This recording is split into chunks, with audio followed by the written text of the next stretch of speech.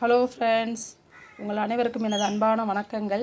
இன்றைக்கி நம்மளுடைய இயற்கை விவசாய சேனலில் என்ன பார்க்க போகிறோம் அப்படின்னா, ஒரு அற்புதமான ஒரு கீரை கடையல் பார்க்க போகிறோம். பாருங்கள், தேவையான பொருள் என்னென்ன எடுத்திருக்கேன் அப்படின்னா, இதில் நான் நம்ம தோட்டத்தில் கிடச்ச புளிக்கீரை, புளிச்சக்கீரைன்னு சொல்லுவோம், அதை எடுத்து சுத்தம் பண்ணி வச்சுருக்கேன். இதை கட் பண்ணி வச்சுக்கிறணும். அதுக்கு அடுத்து மணத்தக்காளி கீரை.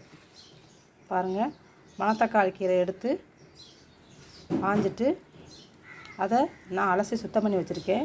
இது கூட மூக்கரட்டை கீரை.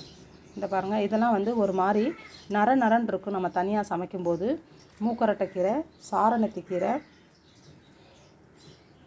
அது கூட பசலைக்கீரை. பாருங்கள், இந்த பசலைக்கீரையை அது கூட ஆஞ்சு போட்டிருக்கேன்.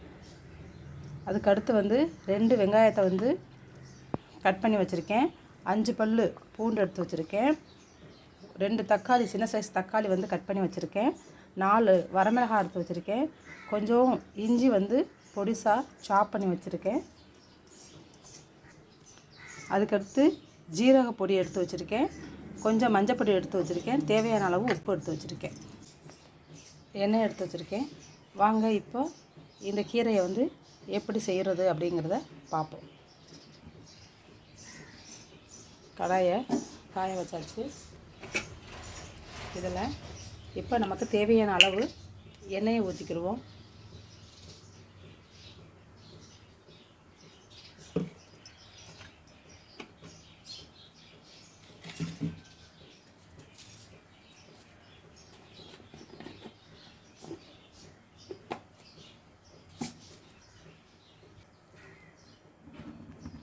எண்ணெய் காஞ்சிடுச்சு.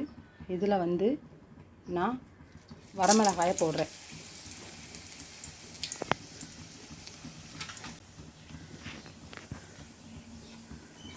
வரமிளகாய் போட்டதுக்கப்புறம் அது கூட கட் பண்ணி வச்சுருக்கிற வெங்காயத்தை சேர்த்துக்கிடுவோம்.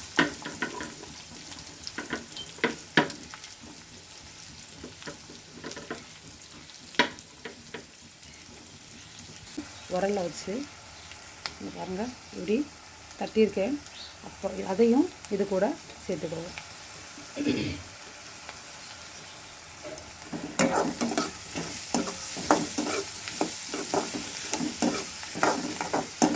நல்லா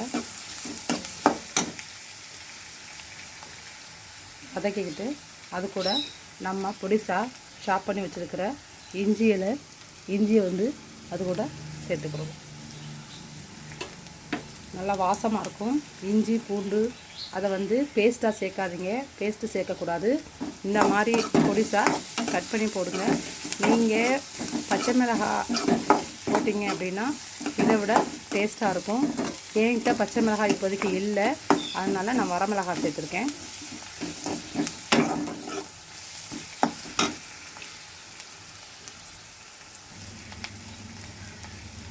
இப்போ இந்த டயத்தில் எல்லாமே நல்லா வதங்கிடுச்சு. இது கூட நம்ம தக்காளியை சேர்த்துக்குவோம்.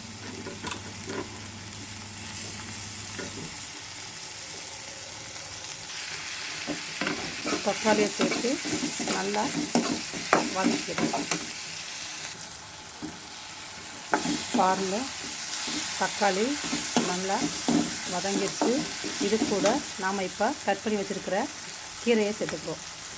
பாருங்கள், புளிச்சக்கீரையை நான் இப்படி கட் பண்ணி வச்சுருக்கேன். அது கூட சேர்த்துக்குருவோம்.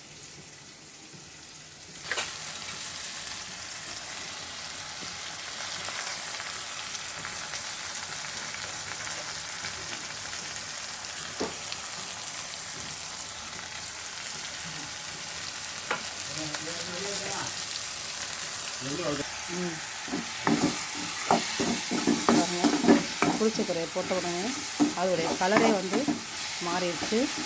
அப்போ இந்த டயத்தில் நம்ம வச்சுருக்கிற மணத்தக்காளி கீரை, மூக்கரட்டை கீரை, பசலைக்கீரை எல்லாத்தையும் அரைச்சி வச்சுருக்கோம் இல்லையா, அந்த கீரையும் இது கூட சேர்த்துக்கிறோம். இது 2 கீரையும் நம்ம சேர்க்கும்போது குழந்தைங்க ரொம்ப விரும்பி சாப்பிடுவாங்க. ஏன்னா புளிப்பு ப்ளஸ் கசப்பு ரெண்டும் நார்மலாக ஒரு கீரை செஞ்சால் எப்படி இருக்குமோ அது மாதிரி இருக்கும். செம்ம டேஸ்ட்டாக இருக்கும். நல்ல மருத்துவ குணங்கள் நிறைஞ்ச கீரையை ரெண்டுமே.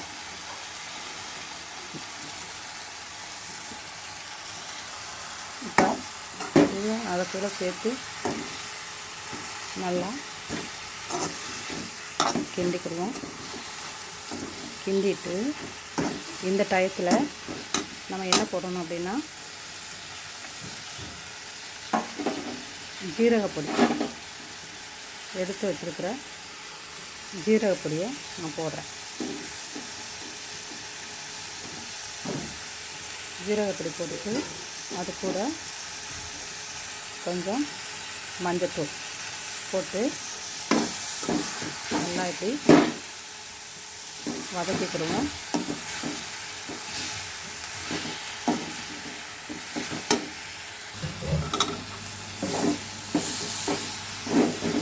வச்சு பாருங்கள் எப்படி இருக்குன்னு. பார்க்கவே சூப்பராக இருக்குது. இந்த டயத்தில் கொஞ்சம் இந்த கீரை கொஞ்சம் மசிகிறதுக்கு தேவையான தண்ணி ஊற்றிக்கிடுவோம். ஊற்றிட்டு இது கூட தேவையான அளவு உப்பு,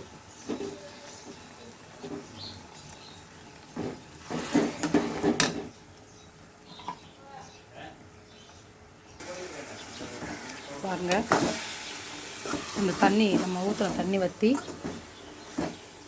எப்படி இருக்குன்னு பாருங்கள். இஞ்சி பூண்டு இதெல்லாம் நம்ம சேர்க்குறதுனால ரொம்ப வாசமாக இருக்கும். இந்த கீரை ரொம்ப டேஸ்ட்டாகவும் குழந்தைகள்லாம் நல்லா விரும்பி சாப்பிடக்கூடிய ஒரு கீரையாக இருக்குது.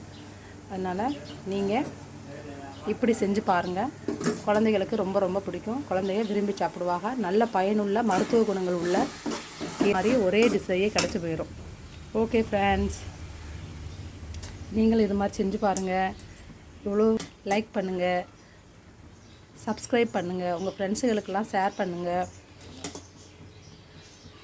தேங்க்யூ.